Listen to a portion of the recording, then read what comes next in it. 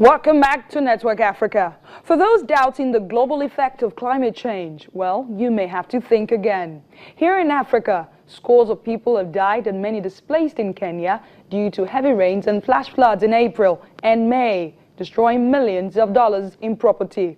But weather experts say that's just a preamble compared to the kind of havoc expected to be wreaked by El Nino rains expected in Kenya in the coming months. Weather experts warn against heavy rains hitting Kenya in coming months. In April and May this year, heavy rains and flash floods wreaked havoc on Kenya's rural and urban areas, displacing hundreds, killing scores, and destroying millions of dollars of property. The meteorological department says there's a 95% chance of El Nino rains hitting again. The El Nino phenomenon is based on Pacific Ocean waters becoming unusually warm and altering global weather patterns. In the urban areas, flash flooding also becomes imminent because in the urban areas, because of too much tarmac, most of the water just goes as surface runoff, and therefore, unless the drainage systems are opened up, you find that there are flash floods quite a number of areas. The government says it needs 15 billion shillings, that is $144 million US, to handle the expected effects of El Nino rains. Authorities say the funds would be used to relocate affected people, buy food, medicine, and repair roads and schools that could be damaged by the rain and flooding. In rural areas, the Met Department has warned of Rift Valley fever, a mosquito-borne viral disease affecting cattle, sheep, and other domestic animals during periods of heavy rain. From the experience of 1997 and 2006, also when we have rainfall, there are also tendencies of Rift Valley fever recurring for animals in the semi-arid regions. Of course, flooding is normally a key factor in a number of the flood-prone areas like Budalangi, Tana River, and also Nyando and other areas. El Nino rains are expected to bring an end to dry spell in Kenya that, if prolonged, could cause drought.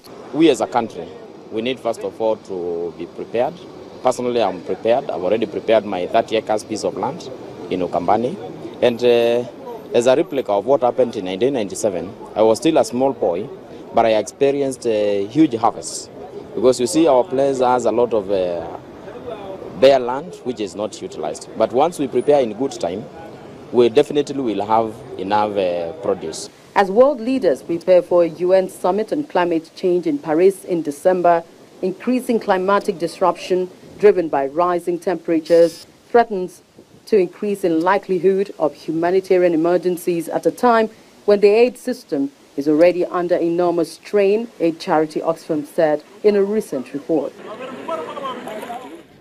Let's give you more facts about El Nino. El Nino is a climate cycle in the Pacific Ocean with a global impact on weather pattern. You're going to see the slides rolling on your screen right there. It begins when warm water in the western tropical Pacific Ocean shifts eastward along the equator towards the coast of South America. It is declared when they see both ocean temperatures and rainfall from storms veer to the east, and it occurs irregularly at about 3 to 6 years intervals in response to large-scale weakenings of the trade winds that blows westward. The worst El Nino on record killed over 1,500 people in 1997 to 1998 in China. El Nino forecast for 2015 is expected to be one of the strongest on record. Now, these are the African countries preparing for El Nino in 2015. We're going to have Kenya, Ethiopia, and Tanzania. A South African king who hails from late Nelson Mandela's Tempo ethnic group has been sentenced to 12 years in prison for a series of charges including kidnapping, assault, and arson. Willekaya Dalindyebo was accused of kidnapping a woman and her 6 children, setting their home on fire and beating up 4 youths. One of them died eventually because of one of their relatives had failed to present himself before the king's traditional court. Well, reports say that the king has never denied the charges but believed his actions were in line with disciplining his subjects.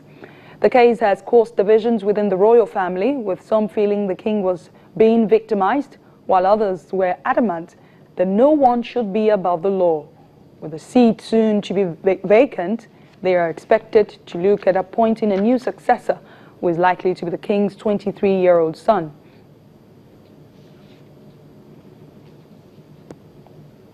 In other news, they may be landlocked neighbors, but Burundi and Rwanda are not best of friends. As we speak, Burundi is accusing Rwanda of training rebels seeking to destabilize the country.